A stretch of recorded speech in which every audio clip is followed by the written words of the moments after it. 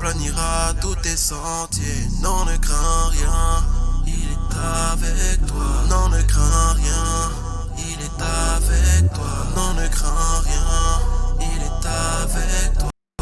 Non, ne crains rien, il est avec toi. Il t'accompagnera et marchera lui-même devant toi. Oh, oh, oh, oh, il est avec toi. Il est avec toi. Oh, oh, oh, oh. Le psalmiste 1-1.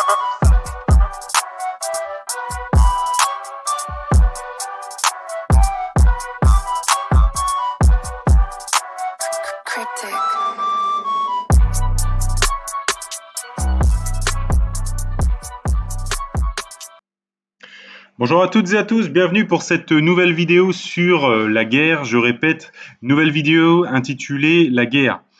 Merci déjà à notre frère le psalmiste dont le contenu est disponible sur YouTube pour sa musique Sentier aplani. Voilà, donc oui, remettons notre sort dans les mains du Seigneur. Il aplanira tous nos sentiers. Alléluia, gloire à Dieu. Donc, au vu de l'actualité, j'ai décidé de faire cette vidéo sur la guerre, voir ce que nous dit la Bible sur cela et voir là où cela va nous amener. Voilà, donc vous allez comprendre un petit peu après. Donc, Évangile de Matthieu, chapitre 24, verset 6, le Seigneur nous dit « Vous entendrez parler de guerre et de bruit de guerre, gardez-vous d'être troublés, car il faut que ces choses arrivent, mais ce ne sera pas encore la fin. » On va reprendre du coup la lecture un petit peu plus dans le détail sur ce passage. En fait, la guerre, c'est un passage obligé avant le retour du Seigneur et la fin du monde. C'est ce que nous dit clairement le Seigneur Jésus dans l'évangile de Matthieu. On va le lire, chapitre 24, versets 1 à 22. Comme Jésus s'en allait, au sortir du temple, ses disciples s'approchèrent pour lui en faire remarquer les constructions. Mais il leur dit « Voyez-vous tout cela ? Je vous le dis en vérité, il ne restera pas ici pierre sur pierre qui ne soit renversée. » Il s'assit sur la montagne des Oliviers, et les disciples vinrent en particulier lui faire cette question. « Dis-nous, quand cela arrivera-t-il, et quel sera le signe de ton avènement et de la fin du monde ?» Donc c'est quand cela va arriver, c'est-à-dire quand est-ce que le temple va être détruit, et quel sera le signe de ton avènement et de la fin du monde. C'est-à-dire ton retour, quel sera le signe de ton retour, à quoi reconnaîtront ton retour, et l'avènement de ton retour, et la fin du monde. Donc je continue, chapitre 24, verset 4. Jésus leur répondit, « Prenez garde que personne ne vous séduise, car plusieurs viendront sous mon nom, disant, c'est moi qui suis le Christ, et ils séduiront beaucoup de gens. Vous entendrez parler de guerre et de bruit de guerre, gardez-vous d'être troublés, car il faut que ces choses arrivent, mais ce ne sera pas encore la fin. Une nation s'élèvera contre une nation, et un royaume contre un royaume, et il y aura en divers lieux des famines et des tremblements de terre. Tout cela ne sera que le commencement des douleurs. Alors on vous livrera au tourment et l'on vous fera mourir et vous serez haïs de toutes les nations à cause de mon nom. Alors aussi plusieurs succomberont, ils se trahiront, se haïront les uns les autres, plusieurs faux prophètes s'élèveront, ils séduiront beaucoup de gens, et parce que l'iniquité se sera accrue, la charité du plus grand nombre se refroidira. Mais celui qui persévérera jusqu'à la fin sera sauvé. Cette bonne nouvelle du royaume sera prêchée dans le monde entier pour servir de témoignage à toutes les nations. Alors viendra la fin. C'est pourquoi lorsque vous verrez l'abomination et de la désolation dont a parlé le prophète Daniel, établi en lieu saint, que celui qui lit fasse attention, alors que ceux qui seront en Judée fuient dans les montagnes, que celui qui sera sur le toit ne descende pas pour prendre ce qui est dans sa maison, et que celui qui sera dans les champs ne retourne pas en arrière pour prendre son manteau. Malheur aux femmes qui seront enceintes et à celles qui allaiteront dans ces jours-là. Priez pour que votre fuite n'arrive pas en hiver, ni un jour de sabbat, car alors la détresse sera si grande qu'il n'y en a point eu de pareil depuis le commencement du monde jusqu'à présent, et qu'il n'y en aura jamais. Et si ces jours n'étaient abrégés, personne ne serait sauvé, mais à cause des élus, ces jours seront abrégés. Donc on va continuer, chapitre 24, versets 23 à 42. Si quelqu'un vous dit alors, le Christ est ici ou il est là, ne le croyez pas, car il s'élèvera de faux Christ et de faux prophètes, ils feront de grands prodiges et des miracles au point de séduire, s'il était possible, même les élus. Voici, je vous l'ai annoncé d'avance. Si donc on vous dit, voici, il est dans le désert, n'y allez pas. Voici, il est dans les chambres, ne le croyez pas. Car comme l'éclair part de l'Occident et se montre part de l'Orient et se monte jusqu'en Occident, ainsi sera l'avènement du Fils de l'homme. Fils de l'homme, c'est le Seigneur. En quelque lieu que soit le cadavre, ils s'assembleront les aigles. Aussitôt après ces jours de détresse, le soleil s'obscurcira, la lune ne donnera plus sa lumière, et les étoiles tomberont du ciel, et les puissances des cieux seront ébranlées. Alors le signe de Fils de l'homme paraîtra dans le ciel, toutes les tribus de la terre se lamenteront, et elles verront le Fils de l'homme venant sur les nuées du ciel avec puissance et grande gloire. Donc le Seigneur venant sur les nuées. Il enverra ses anges avec la trompette retentissante, et ils rassembleront ses élus des quatre vents, depuis une extrémité des cieux jusqu'à l'autre. Instruisez-vous par une comparaison tirée du figuier. Dès que ses branches deviennent tendres et que les feuilles poussent, vous connaissez que l'été est proche. De même, quand vous verrez toutes ces choses, sachez que le Fils de l'homme est proche à la porte. Je vous l'ai dit en vérité, cette génération ne passera point que tout cela n'arrive. Le ciel et la terre passeront, mais mes paroles ne passeront point. Pour ce qui est du jour et de l'heure, personne ne le sait, ni les anges des cieux, ni le Fils, mais le Père seul. Ce qui arrivera du temps de Noé arrivera de même à l'avènement du Fils de l'homme. Car dans les jours qui précédèrent le déluge, les hommes mangeaient et buvaient, se mariaient et mariaient leurs enfants, jusqu'au jour où Noé entra dans l'arche. Et ils ne se doutèrent de rien, jusqu'à ce que le déluge vînt et les emporta tous. Il en sera de même à l'avènement du Fils de l'homme. Donc, vous voyez, c'est vraiment Donc, qu'est-ce qu'il y a à retenir de cette situation, de cette lecture de la Bible? Premièrement, personne ne sait exactement l'heure, le jour, la date à laquelle le Seigneur va venir. Personne. Si ce n'est le Père seul. Vous voyez, chapitre 24, verset 36. Personne ne le sait, ni les anges des cieux, ni le Fils, mais le Père seul. C'est-à-dire Dieu le Père le sait. Il va arriver finalement comme à Noé, les gens étaient en train de se divertir, Noé entra dans l'arche, les eaux sont montées, et les gens ne se sont doutés de rien, d'un coup tout est arrivé. Le retour du Seigneur, ça sera comme ça va arriver d'un coup. Mais le Seigneur nous a donné un certain nombre de signes que nous devons nous efforcer de connaître, de reconnaître, et quand nous les voyons, alors on peut déduire que le retour du Seigneur est imminent. Savoir quand, on ne sait pas. Seul Dieu le Père sait, mais c'est imminent. Et c'est bien ce que nous dit le Seigneur quand il nous dit, vous voyez, quand le figuier, ses branches deviennent tendres, ses feuilles poussent, on se dit, tiens, l'été arrive. Est-ce que l'été va arriver demain, après-demain? On ne sait pas. Mais c'est imminent, ça va arriver. Donc, quels sont les signes? Les signes, il est question tout d'abord de gens qui vont venir sous le nom du Seigneur, et ils séduiront beaucoup de gens. On appelle ça, et c'est même repris plusieurs fois, car même un peu plus loin dans la lecture, on nous dit de faux Christ, de faux prophètes, même qui feront des prodiges, etc. Vous voyez, vraiment tout le long, on a des gens qui sont des faux prophètes, des faux Christ, c'est-à-dire qui donnent un faux message de l'évangile, qui se disent Christ alors qu'ils ne le sont pas. Voilà, le Seigneur nous a mis en garde contre ces personnes-là. Il nous dit, vous entendrez, donc je reprends, chapitre 24, verset 6, vous entendrez parler de guerre et de bruit de guerre, gardez-vous d'être troublés, car il faut que ces choses arrivent, mais ce ne sera pas encore la fin. On nous dit, il faut, c'est-à-dire que c'est une obligation, il faut qu'on entende parler de guerre et de bruit de guerre. Aujourd'hui, la guerre en Ukraine et en Russie, voilà, c'est une guerre. Donc du coup, on a un signe, si vous voulez, là on entend guerre, bruit de guerre. D'accord ? Et c'est ça qui doit nous alerter en tant que chrétiens. Vous voyez, on nous dit une nation s'élèvera contre une nation et un royaume contre un royaume, et il y aura en divers lieux des famines et des tremblements de terre. Ça, c'est les autres signes. Donc, une nation s'élèvera contre une nation. Donc là, on a la Russie qui s'élève contre l'Ukraine, et un royaume contre un royaume. Un royaume, c'est plus vaste. Bon, on a effectivement, en tout cas, les Européens qui semblent prendre position avec l'Ukraine. Les États-Unis aussi. Vous voyez, donc, on part d'une nation contre une nation et on commence à arriver à un royaume d'un côté. De l'autre côté, on a un rapprochement entre les Russes et les Chinois. Donc, on verra, on ne sait pas. Mais, vous voyez, en tout cas, on pourrait rentrer dans cette... on entend parler de guerre et de bruit de guerre. Voilà. On nous dit qu'il y aura en divers lieux des famines et des tremblements de terre. Aujourd'hui, l'activité géosismique est intense. On a beaucoup de tremblements de terre au cours du dernier siècle. Les famines, on a pratiquement, je crois, l'Organisation mondiale, l'OM, non, c'est pas l'OMS, excusez-moi, je ne retrouve pas le nom. Bref, si vous voulez, on nous parle aujourd'hui, voilà, de 800 millions de gens qui souffriraient de malnutrition dans le monde. Bon, donc les famines, les tremblements de terre, les guerres, une nation contre une nation. Donc, si vous voulez, en tout cas, on commence à toucher on commence à avoir ces signes, on observe ces signes. Voilà. On a effectivement. Alors voilà, tout cela ne sera que le commencement des douleurs, des faux prophètes, des faux Christ. On a des personnes aujourd'hui qui se disent comme étant le Christ. On a des faux prophètes qui disent un faux évangile, parfois.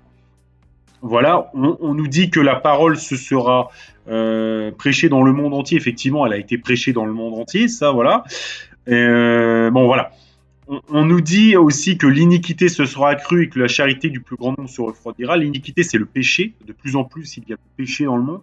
On le voit s'obscurcir de jour en jour. La charité du plus grand nombre se refroidira, c'est-à-dire la bienveillance des gens, effectivement, elle se refroidit de plus en plus. Là, je pense qu'on sera tous d'accord pour le dire. Voilà. Est-ce que finalement ça suffit pour dire que c'est l'avènement du signe du Seigneur, enfin l'avènement du retour du Seigneur? On ne sait pas. Mais en tout cas, on observe des signes. Et ces signes, clairement, doivent nous mettre en tout cas en alerte. et voilà. Et aujourd'hui, certaines personnes parlent presque avec le conflit Ukraine-Russie, troisième guerre mondiale. Donc là, si on n'est pas en plein dans la guerre et de bruit de guerre, voilà, en plus, ça pourrait entraîner à un moment donné Israël dans la guerre, parce que dans une guerre mondiale, forcément, chacun choisit son camp, et donc voilà. Et donc, du coup, vous voyez, on nous parle même de l'abomination de la désolation dont a parlé le prophète Daniel. Donc, on observe en tout cas un certain nombre de signes que nous a donné le Seigneur sur l'avènement de son retour et de la signe de la fin du monde. Voilà. Donc on va faire en tout cas un petit résumé sur la guerre d'Ukraine. Je vais vous parler un petit peu de ça, et au-delà finalement de voir ces signes et de les comprendre et d'essayer de les appréhender. Effectivement, on peut comprendre par là que le retour du Seigneur peut arriver à n'importe quel moment. C'est peut-être lors de cette guerre que ça va arriver. Voilà, ça nous invite encore une fois à nous tenir prêts, prêts pour son retour. Et surtout, voilà, quelle position doit prendre un chrétien aujourd'hui par rapport à ces événements. Donc, on va revoir le conflit ukraino-russien. Je vais peut-être dire ça comme ça, enfin entre l'Ukraine et la Russie, pardon.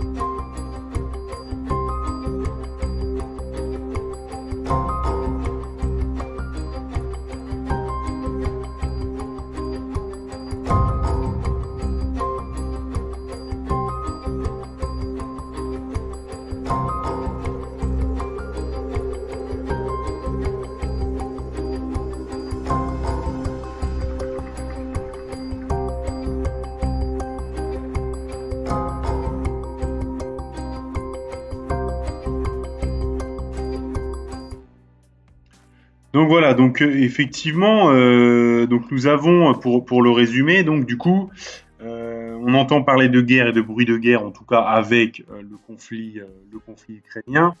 Voilà, parce que ce qu'il faut dire, c'est que donc nous avons donc la Russie, nous avons le bloc URSS qui s'est effondré dans les années 90. Vous aviez les pays de l'Est qui faisaient partie de ce bloc. Voilà, bon.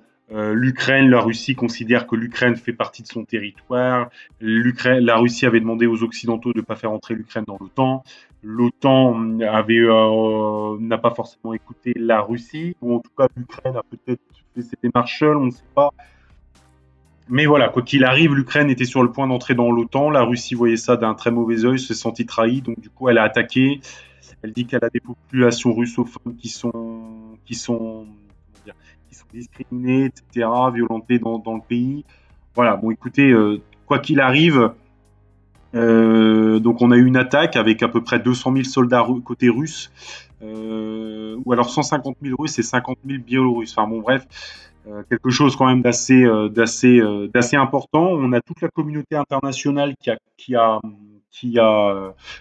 condamné donc l'acte d'attaque de l'Ukraine. On a les pays européens occidentaux qui prennent des sanctions avec embargo, etc., qui fournissent des armes aux civils en Ukraine, enfin au peuple ukrainien.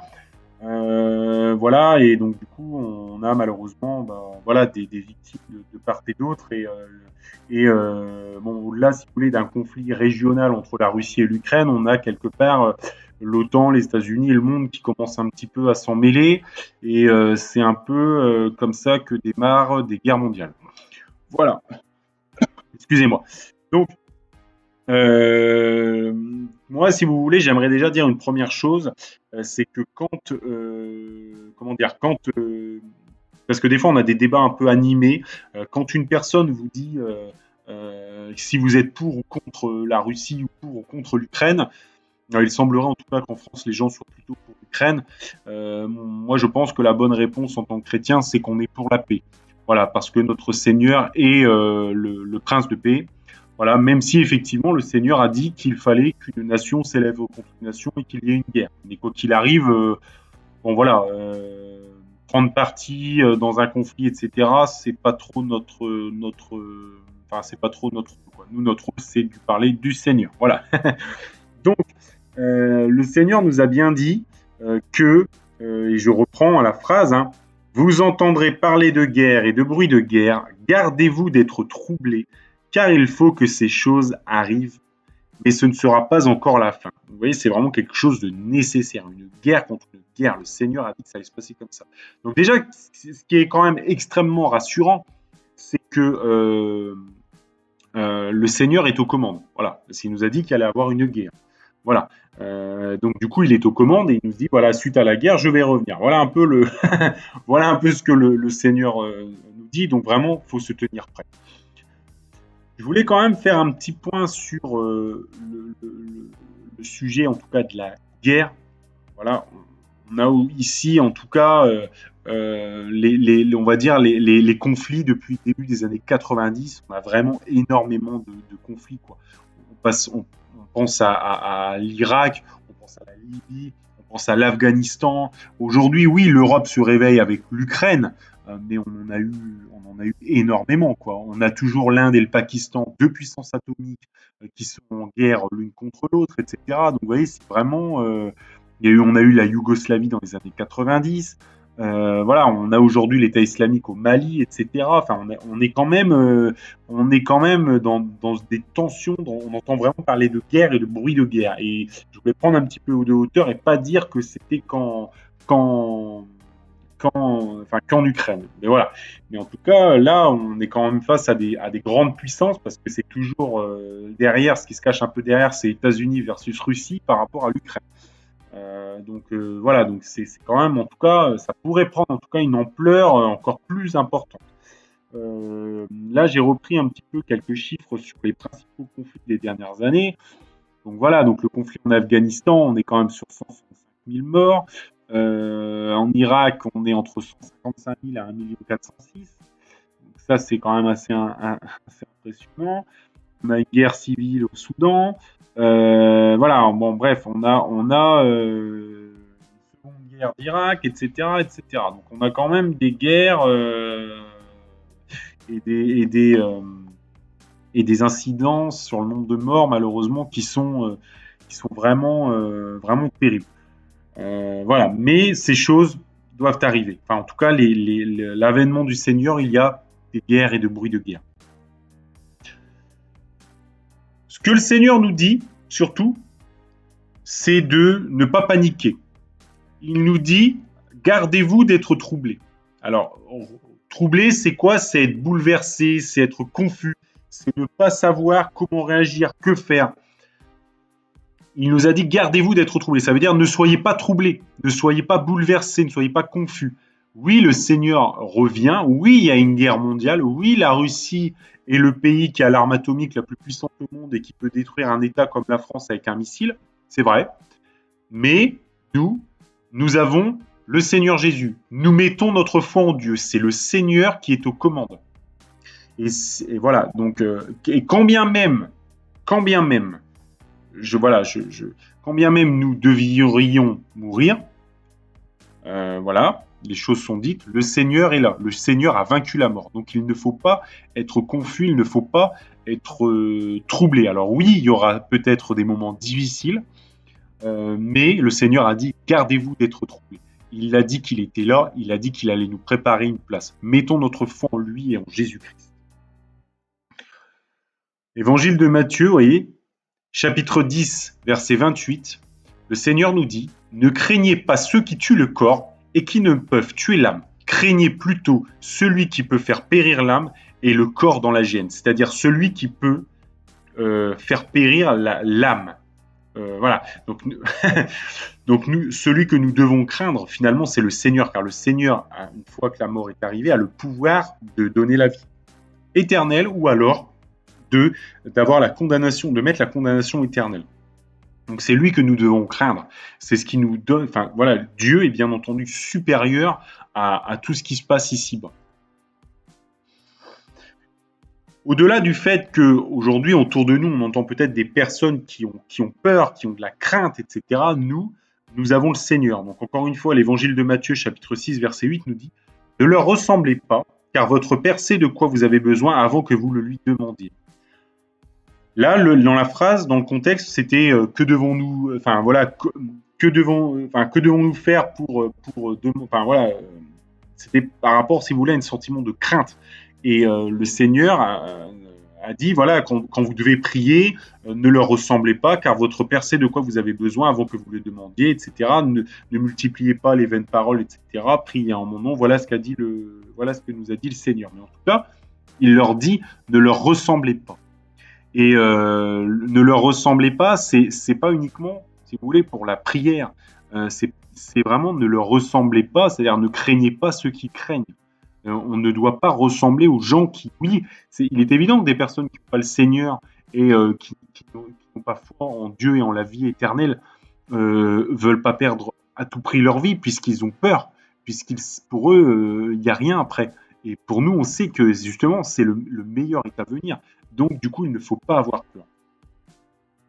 Ne leur ressemblons pas. Romains chapitre 12, verset 2 va effectivement confirmer aussi ce passage en y disant « Ne vous conformez pas au siècle présent, mais soyez transformés par le renouvellement de l'intelligence, afin que vous discerniez quelle est la volonté de Dieu, ce qui est bon, agréable et parfait. » Mon frère, ma sœur, concentre-toi sur la volonté de Dieu, sur ce qui est bon, agréable et parfait. Ne te conforme pas au siècle présent. Ne tremblons pas face à ce conflit. Oui, parlons de la paix, etc. et prions le Seigneur qu'il n'y ait pas trop de victimes.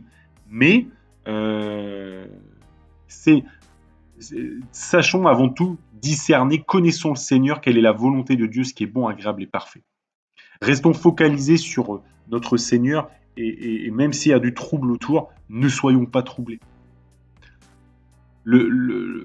Donc, Épître aux Colossiens, chapitre 3, verset 2, « Affectionnez-vous aux choses d'en haut et non à celles qui sont sur la terre. » Donc oui, s'il y a la guerre et que des choses malheureusement sont détruites, nous affectionnons-nous aux choses d'en haut.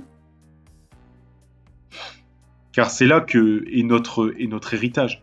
Épître aux Romains, chapitre 9, verset 28, « Car le Seigneur exécutera pleinement et promptement sur la terre ce qu'il a résolu. » Nous sommes, si vous voulez, ici-bas, tout ce qui se passe est sous contrôle du Seigneur et il va exécuter pleinement et promptement sur la terre ce qu'il a résolu.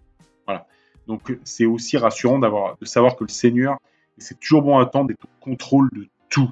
Il vous voit, il vous aime, et oui, il va exécuter promptement ce qu'il a résolu, mais il vous aime. Ne l'oubliez pas. Alors, Dieu est notre refuge. Même si nous mourrons, nous n'aurons pas peur. Donc, je rebondis sur ce que je disais un petit peu avant. Donc l'Épître aux Romains, chapitre 8, versets 35 à 39 nous dit « Qui nous séparera de l'amour de Christ? Serait-ce la tribulation ou l'angoisse ou la persécution ou la faim ou la nudité ou le péril ?» c'est-à-dire le danger ou l'épée, selon qu'il est écrit, c'est à cause de toi qu'on nous met à mort tous les jours, qu'on nous regarde comme des brebis destinées à la boucherie. Mais dans toutes ces choses, nous sommes plus que vainqueurs par celui qui nous a aimés, car j'ai l'assurance que ni la mort, ni la vie, ni les anges, ni les dominations, ni les choses présentes, ni les choses à venir, ni les puissances, ni la hauteur, ni la profondeur, ni aucune autre créature ne pourra nous séparer de l'amour de Dieu manifesté en Jésus-Christ notre Seigneur. Oui, notre Seigneur nous aime. Oui, nous sommes en période de trouble, mais rien ne nous séparera de l'amour de Dieu manifesté en Jésus-Christ, notre Seigneur. Et nous sommes plus que vainqueurs par celui qui nous a aimés. Nous sommes plus que vainqueurs. Voyez, car j'ai l'assurance que ni la mort, ni la vie, voyez, même si nous mourrons, ne pourra nous séparer de l'amour de Dieu. Hein? Voilà. Épître aux Philippiens, premier épître aux Philippiens, chapitre 23.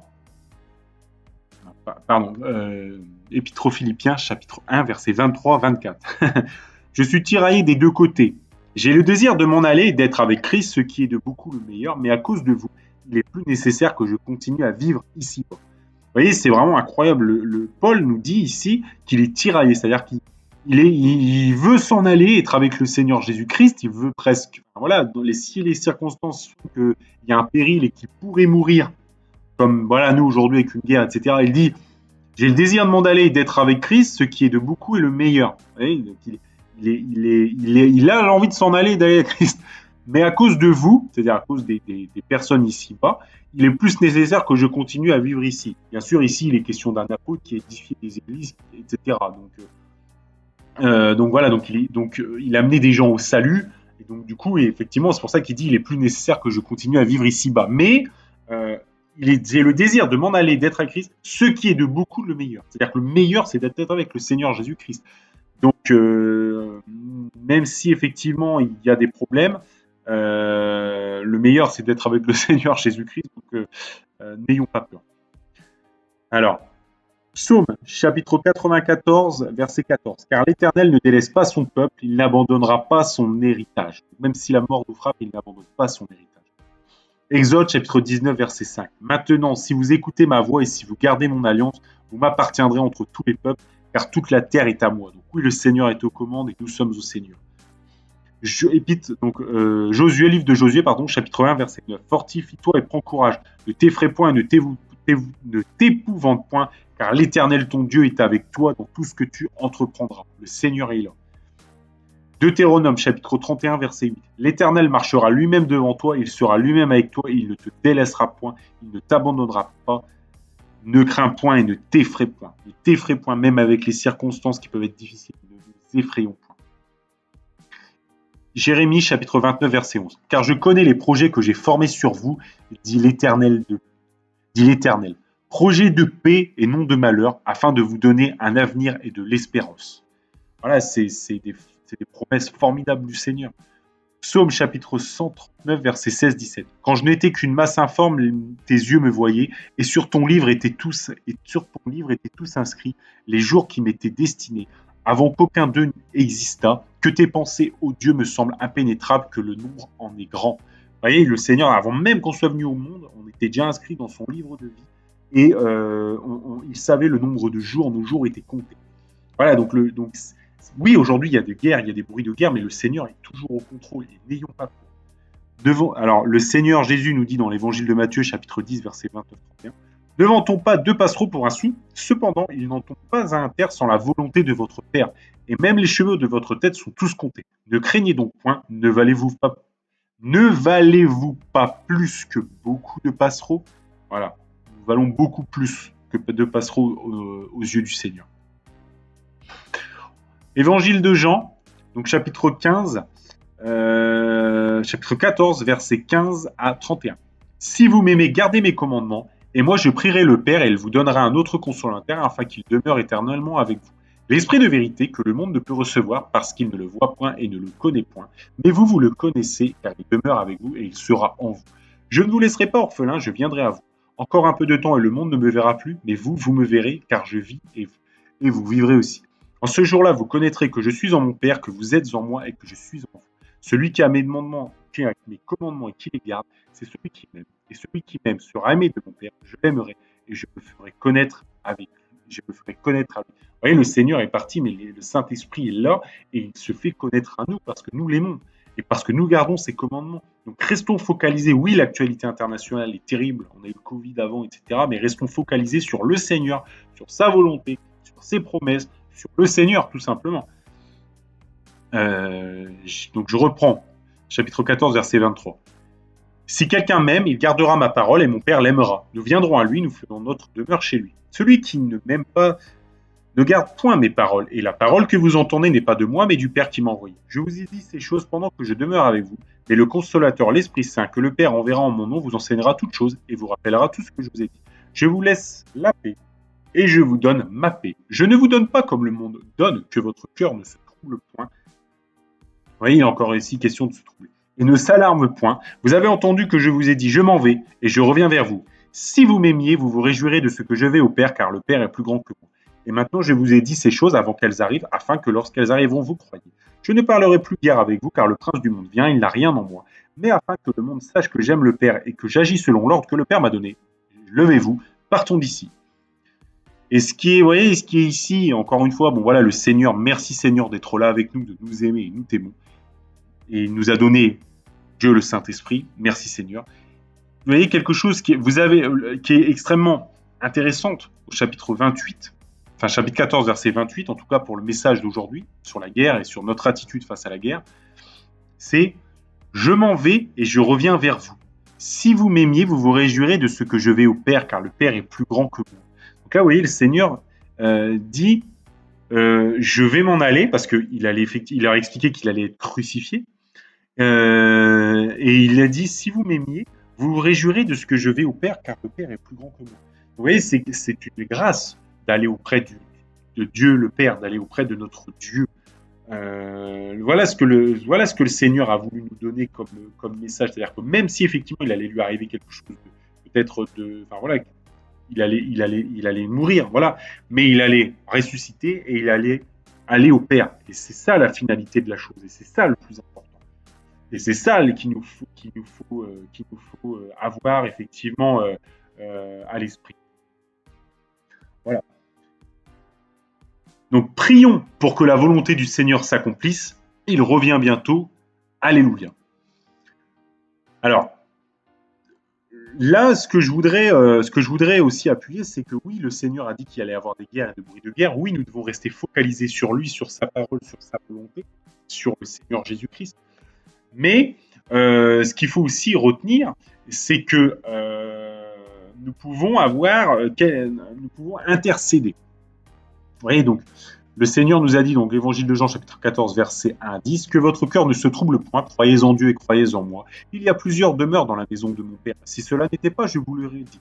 Je vais vous préparer une place. Et lorsque je m'en serai allé, que je vous aurai préparé une place, je reviendrai et je vous prendrai avec moi, afin que là où je suis, vous y soyez aussi. Vous savez où je vais, et vous en savez le chemin. Thomas lui dit, Seigneur, nous ne savons où tu vas, comment pouvons-nous en savoir le chemin? Jésus lui dit, je suis le chemin, la vérité et la vie. Nul ne vient au Père que par moi. Si vous me connaissez, vous connaîtriez aussi mon Père. Et dès maintenant, vous le connaissez et vous l'avez vu. Philippe lui dit, Seigneur, montre-nous le Père et cela nous suffit. Jésus lui dit, il y a si longtemps que je suis avec vous et tu ne m'as pas connu, Philippe. Celui qui m'a vu a vu le Père. Comment dis-tu, montre-nous le Père? Ne crois-tu pas que je suis dans le Père et que le Père est en moi? Les paroles que je vous dis, je ne les dis pas de moi-même, et le Père qui demeure en moi, c'est lui qui fait les œuvres. Donc le Seigneur Jésus dit, je suis Dieu. Voilà. Il leur dit, je suis Dieu. Et il leur dit qu'il est le chemin, la vérité et la vie, que nul ne vient au Père que par moi. Voilà. Et il va nous préparer une place et il va revenir. Et ça, si vous voulez, ça retouche ce qu'on a vu tout à l'heure avec le signe de son avènement et de son retour et de la fin du monde. Donc il est parti là, effectivement, il est parti nous préparer une place et il va revenir nous chercher. Donc oui, c'est la volonté du Seigneur qui s'accomplit. Dans l'évangile de Luc, chapitre 21-28, on nous dit « Quand ces choses commenceront à arriver, redressez-vous et levez vos têtes parce que votre délivrance approche. » C'est-à-dire au moment où le Seigneur Jésus, les signes vont arriver, redressez-vous, levez vos têtes parce que votre délivrance approche. Le Seigneur arrive, le Seigneur est à la porte, c'est maintenant qu'il faut... Alors oui, il faut être concentré tout le temps, il faut Enfin voilà, il faut lire sa Bible, il faut prier, il n'y a pas de sujet, il faut se repentir, voilà. Mais là, quand on voit ça, d'autant plus, redressez-vous, levez vos têtes, parce que votre délivrance approche. Levons nos têtes vers le Seigneur, il va arriver. Alors, quelle peut être notre responsabilité dans ces moments, difficiles? Alors, j'aimerais parler un petit peu de l'intercession. Vous voyez, dans le livre, dans la Genèse, chapitre 18, versets 17 à 33, il est ici question du Seigneur qui allait détruire Sodome et Gomorrhe. Et il a été voir Abraham avant. Alors l'Éternel dit, cacherai-je à Abraham ce que je vais faire? Abraham deviendra certainement une nation grande et puissante, et en lui seront bénies toutes les nations de la terre, car je l'ai choisi afin qu'il ordonne à ses fils et à sa maison près de lui de garder la voie de l'Éternel en pratiquant la droiture et la justice, et qu'ainsi l'Éternel accomplisse en faveur d'Abraham les promesses qu'il lui a faites. Et l'Éternel dit, le cri contre Sodome et Gomorrhe s'est accru et leur péché est énorme. C'est pourquoi je vais descendre et je verrai s'ils ont agi entièrement selon le bruit venu jusqu'à moi, et si cela n'est pas, je le saurai. Les hommes s'éloignèrent et allèrent vers Sodome. Mais Abraham se tint encore en présence de l'Éternel. Abraham s'approcha et dit, feras-tu aussi périr le juste avec le méchant? Peut-être y a-t-il 50 justes au milieu de la ville. Les feras-tu périr aussi et ne pardonneras-tu pas à la ville à cause des 50 justes qui sont mis au milieu d'elle? Faire mourir le juste avec le méchant, en sorte qu'il en soit du juste comme du méchant. Loin de toi cette manière d'agir, loin de toi. Celui qui juge toute la terre n'exercera-t-il pas la justice? Et l'Éternel dit, si je trouve dans Sodome 50 justes au milieu de la ville, je pardonnerai à toute la ville et à cause d'eux. Abraham reprit et dit, voici, j'ai osé parler au Seigneur, moi qui ne suis que tout récent. Peut-être que 50 justes manqueraient-ils, peut-être des 50 justes en manquera-t-il 5. Pour 5 détruiras-tu toute la ville? Et l'Éternel dit, je ne la détruirai point, et si j'y trouve 45 justes. Abraham continua de lui parler et dit, peut-être s'il trouve 40 justes. Et Abraham a continué. Et il est descendu jusqu'à 10. Vous voyez, c'est vraiment aussi... Donc là, qu'est-ce qu'on apprend ici? C'est que il y avait des péchés énormes dans la ville de Sodome et Gomorrhe qui sont arrivés. Bien sûr, le Seigneur voit tout, le Seigneur sait tout, le Seigneur a été vérifié. Et il est passé par... il a été vérifié, en tout cas, il s'y est rendu. Il est passé par voir Abraham. Voilà, et Abraham lui a dit... D'accord, donc l'Éternel a dit voilà ce que je vais faire. Il lui a exposé ce qu'il allait faire, il allait détruire la ville. Et Abraham, du coup, a fait ce qu'on appelle, il a intercédé. Il a dit oui, Seigneur, peut-être qu'il y a dans cette ville 50 justes, puis 45, puis 40. Et il est descendu jusque 10. Et vous voyez, donc vous voyez, le Seigneur aurait peut-être détruit la ville et n'aurait peut-être pas fait sortir Lot, etc. Enfin, bon, on ne sait pas. Mais en tout cas, Abraham, ici, son rôle a été d'intercéder pour que les justes de la ville de Sodome et Gomorrhe, car il y en avait, soient sauvés. Et nous, notre rôle en tant que chrétiens aujourd'hui, quand il y a des conflits, etc., on comprend qu'il y aura des guerres et de bruits de guerre et que cela s'inscrit dans l'avènement du Seigneur, dans son retour, mais effectivement, cela ne nous empêche pas d'intercéder et de prier justement pour que le conflit fasse pas trop de victimes, que les hommes puissent être sauvés, d'accueillir peut-être des Ukrainiens, etc. Vous voyez, c'est vraiment un rôle que nous pouvons avoir, un rôle d'amour parce que nous aimerons nos prochains comme nous-mêmes, et en essayant effectivement de plaider la cause des justes devant le Seigneur. En tout cas, c'est ce que Abraham a fait ici, et j'invite les personnes à prier. Bien entendu, le Seigneur nous a même dit priez pour vos ennemis. Vous voyez, c'est jusqu'à quel point l'amour du Seigneur, va. Voilà, c'est bon. Donc oui, prions effectivement. Là, il ne s'agit pas de nos ennemis, mais prions en tout cas pour que les personnes puissent connaître le Seigneur et puissent être sauvées. Vous savez, une personne qui connaît le Seigneur et qui est sauvée, c'est aussi une personne qui va aimer le Seigneur. Et c'est aussi un moyen comme ça de rendre aussi l'amour à notre Seigneur qui, lui, nous a sauvés. Voilà.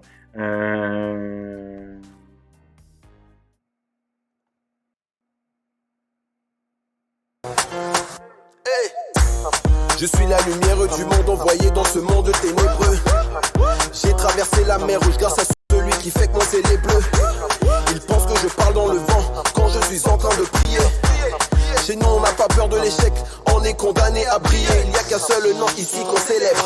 Au-dessus il n'y a pas plus haut gradé. L'avenir appartient à ceux qui se lèvent et tous ceux qui sont conduits par le paraclet. Il est la source de mes ambitions et aujourd'hui sa grâce m'embellit. À la croix il s'est fait malédiction pour que je sois béni. Jésus ma victoire, victoire, victoire. Il est ma victoire, victoire, victoire. Christ est ma victoire, victoire, victoire. Yahweh ma victoire, victoire, toi. Soldat de Christ, la vie et la mort au pouvoir de... Donc oui, merci encore au psalmiste. Donc voilà, que j'ai fait donc toujours disponible sur YouTube. Donc là, c'est l'intitulé donc c'est Victory. Donc oui, Jésus, notre victoire. N'aie pas peur, Jésus revient, garde les yeux rivés sur lui. Que Dieu vous bénisse dans le nom de Jésus.